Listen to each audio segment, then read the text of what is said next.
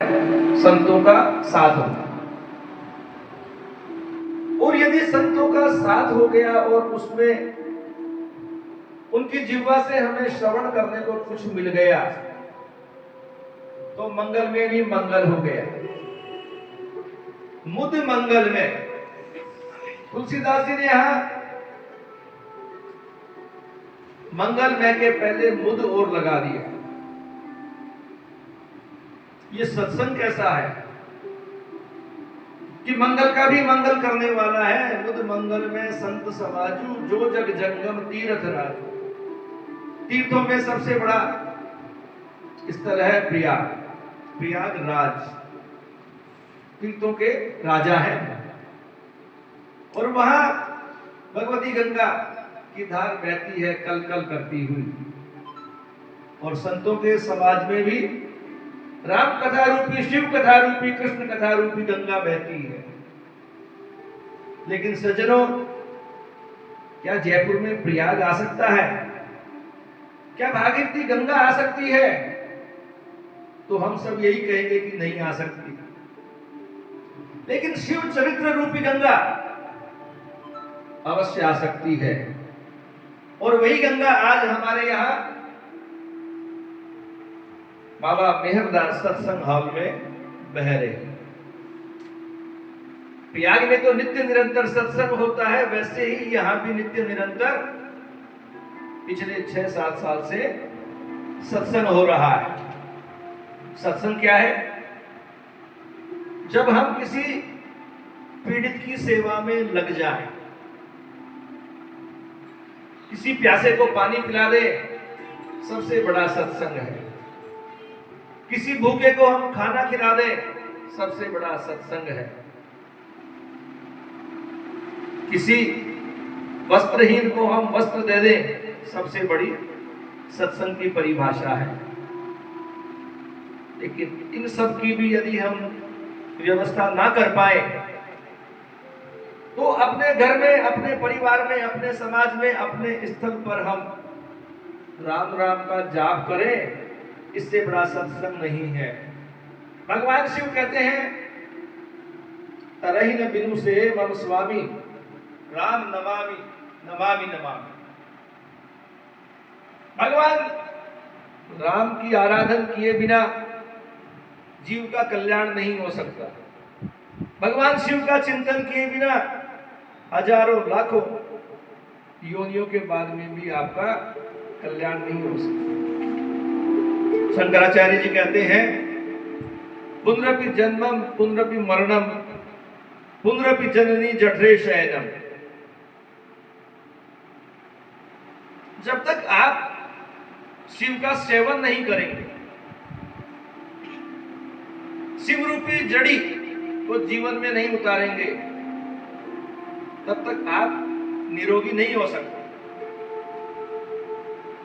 शरीर से आपको लगता हो कि आप स्वस्थ हैं, लेकिन मानसिक रूप से आप बीमार ही रहेंगे। और जो बीमार होता है उसकी मृत्यु होती है,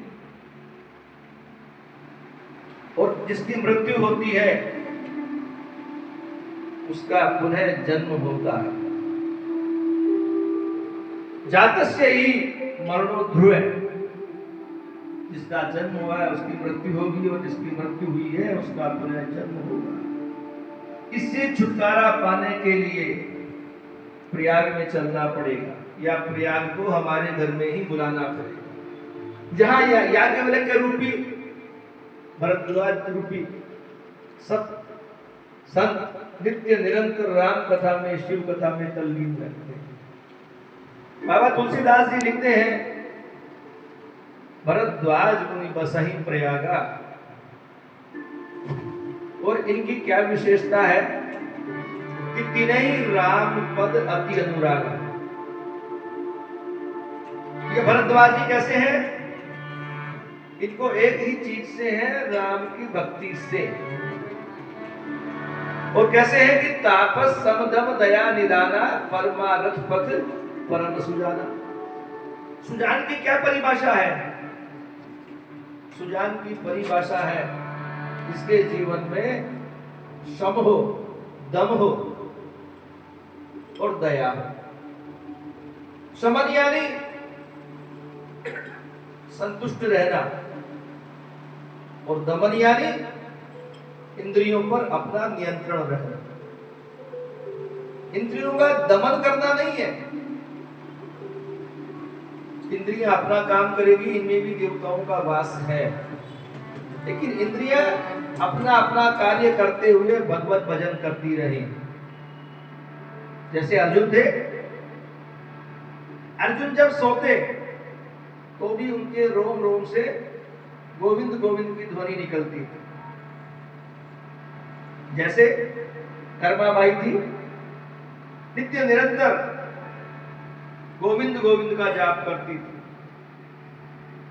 तो सब कुछ करते हुए भी सम और दम जीवन में आ जाए, और सम और दम आ जाएगा तो दया रूपी गुण स्वतः ही आ जाएगा। बाबा तुलसीदास जी लिखते हैं, भरद्वाज मुनि बसहि भरद्वाज मुनि बसहि प्रयागा,